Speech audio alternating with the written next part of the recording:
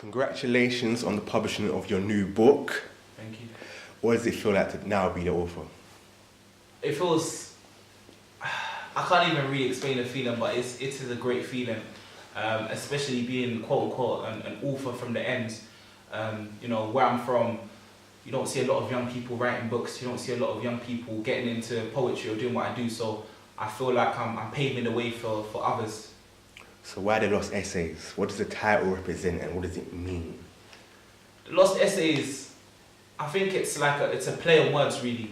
While I wrote most of this book while I was at university, and while I was there, I was going through, I think I was in a dark place at university. I was in a dark place, and I was just, what I used to do to really kind of get out of that dark place is write, and I just write and I just write. And you know, I made the decision around about April this year to actually put all my thoughts and all these poems into a poetry collection or a book, and the Lost Essays was born out of that. So you know, it's basically a play on words, replacing the essays that I should have been writing at uni.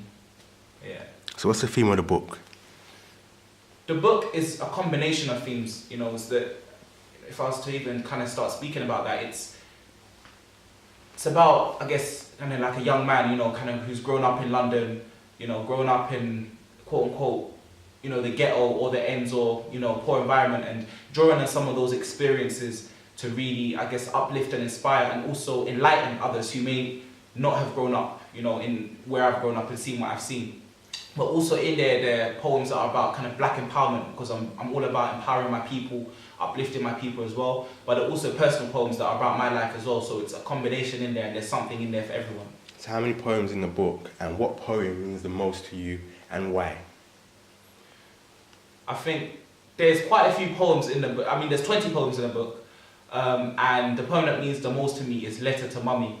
The reason why this poem means the most to me is when in April 2013 I lost my mum to cancer, and from that moment is when I realised that I have to do something with my life. From that moment I realised that I have to go out and make something out of myself, because I was aware of my own mortality. I was aware that one day I might not be here, so while I'm here I might as well make something out of myself and leave something for generations that come. Yeah, like a legacy, you know, for generations after me to come.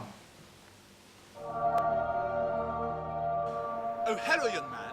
If you work hard, you can make it. Great Britain is a country of great opportunities. So whatever comes your way, take it. Rah, you really think this country was built for someone like me? It's like however hard I work, I can't make ends meet. Oh, just stay off the streets. And those thugs and hood rats, leave them be. Just because I was born and raised in the ends doesn't mean I'm a product of my environment. See, if I go legit, I'm trapped by unemployment, all because I don't have enough experience. If I go back to the roads, I'm headed straight to the pen. So if you're young, poor and black, then life's a dead end. What have people been saying about the book, and what's the feedback been like? So I think it's been really mixed feedback in terms of feedback we've been getting.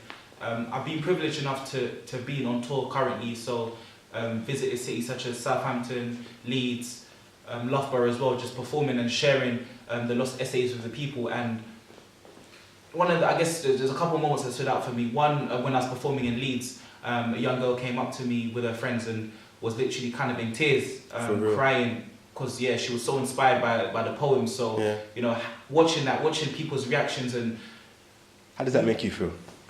I can't even, like, it just makes me feel so grateful, because I know that my words are actually able to inspire people on a deeper level, which is what I'm aiming to do. But I guess when someone comes up to you crying, it's like you get so overwhelmed, but at the same time you're grateful and appreciative for that moment, and you really treasure that moment. So yeah. For real. You're a young author and spoken word artist. What's influenced you the most growing up to be who you are today? I think I'm really influenced a lot by my environment.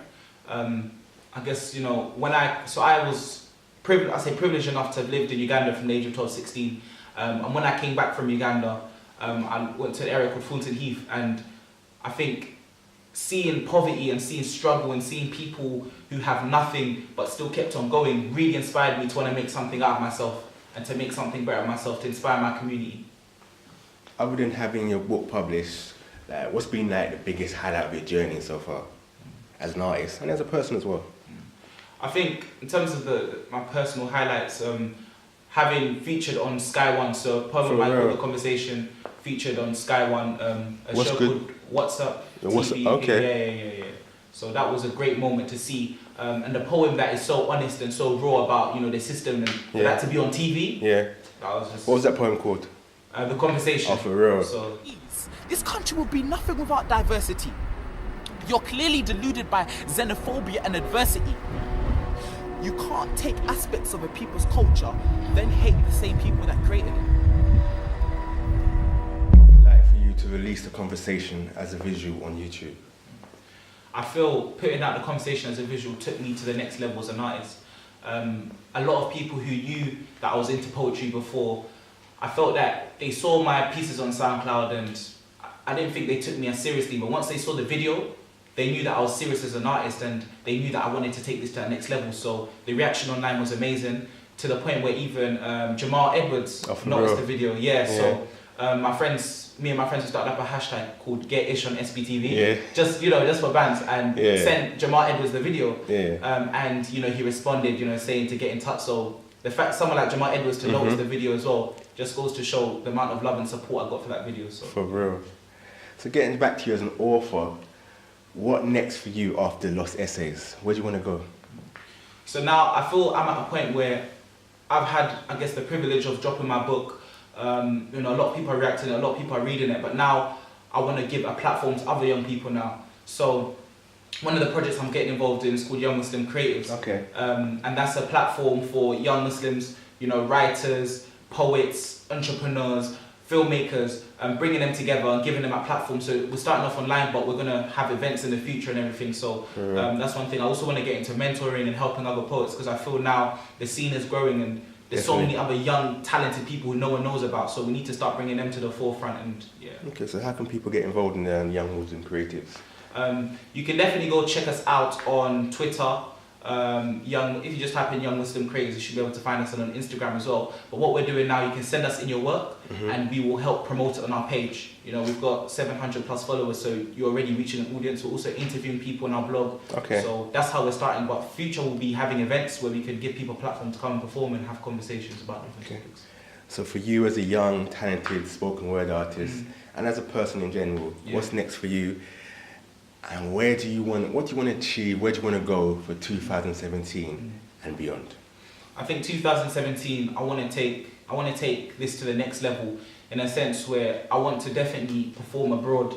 Whether it's even in the motherland or over in the United States, but motherland being Uganda, Africa. But I want to really be able to push myself to that next level by reaching more and more people, bigger shows, but also bringing others with me as well on that journey. So I want to help bring other poets into the scene and kind of grow as a person as well, and different things, because I'm also into enterprise as well. So I want to continue building different avenues as well. So how can people find out more about you? How can they connect with you? And where, most importantly, can they buy your book from? Okay, so that's a good question. So the book is available, The Lost Essay is available on Amazon, so you can go grab that. But also you can find me on social media, so on Twitter, at Ismael Musoke, so ISMAELMUSOKE. You can find me on Instagram, Call Me Ish. This is one word, Call Me Ish. And you can also find me on Snapchat, Young African Boss, so YUNG African Boss. So you can get me on all those different social medias. Alright, sweet. Thank you very much. It's been a pleasure. Thank you. The Lost Essays is out now, available on Amazon. Truth be told, there is no greater burden than a story untold. So yes, go check out The Lost Essays.